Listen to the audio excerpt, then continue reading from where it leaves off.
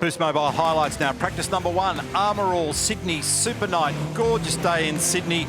Clear skies at the moment and heading towards a top temperature of 27 degrees. We've already hit 26 degrees and 26 cars out there this weekend with a couple of wild cards thrown into the mix. There's a podium last weekend for Nick Percat, R&J Batteries, Brad Jones Racing entry, off to a good strong start in that practice session, which is effectively the first of 2 extended test sessions before we go Armour All qualifying and get stuck into some night racing on both Saturday and Sunday. Jamie Whincup was much happier after the 3rd race last weekend, and he's picked up quite strongly in practice. Red flag, unfortunately, for Fabian Coulthard. They had some electrical troubles, it seems, and a fuel pressure issue. That car had to be towed back, and they'll look at that vehicle and get it sorted out before we go back out and get the cars on the road again for practice number 2. Running wide down at turn 1 was Cam Waters, but the good news is all of the Tickford cars, including this one of Jack LeBrock and his teammate James Courtney, are looking stronger now in this session. Will Brown also looking pretty speedy, ended up being the 2nd fastest man. So the order in the end was Anton De Pasquale from Will Brown and Jack LeBrock. Tickford have definitely made some ground. The temperature's expected to get a little hotter, and Jess, the way things are shaping up at the moment, it looks like this guy on screen is going to maintain the rage, and he's still got a hefty margin. And Anton De Pasquale, the fast man from Will Brown and Jack LeBrock. Brody Kostecki, nice work again. Tim Slade, Will Davison, James Courtney, Jamie Whincup, Chaz Mostert, Cam Waters. Much more evidence of Tickford cars in that top 10. Heimgartner, Percat, Jacobson, Hazelwood, Van Gisbergen down in 15th then.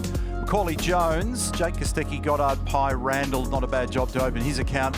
From Winterbottom, who had that moment, followed by Coulthard, Fullwood, Kurt Kostecki, Jack Smith, I should say, and Luke Gilden ended up being the last car.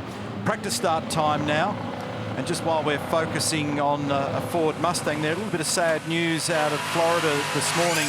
For those of you that can cast your memory back to the glory days of Alan Moffat and Ford, you may remember that a big personality was Al Turner, and he's passed away in the USA just in the last 24 hours. And our thoughts are with his family. He was a big part of the sport back in the 70s, and the extraordinary performances of Alan Moffat. Shane Van Gisbergen start, didn't look too bad, Mark. It was very good. He was able to, he uses the handbrake that's a mechanical style handbrake rather than a line locker, and he was able to make it walk beautifully. So was Mostert's there. You could hear the clutch slip, trying to modulate that wheel spin and get it away. That was very nice by Chaz. Let's have a look at Anton, because this was the only glitch of the weekend for him last weekend. The second race, yeah, the second race, wasn't it? Always hard to do on a warm tyre. Yes, let's have a listen. A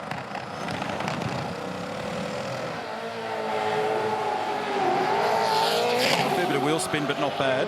Yeah, a little bit too much wheel spin, wasn't it? Especially in the first segment. Just watch the right-hand rear here for Waters.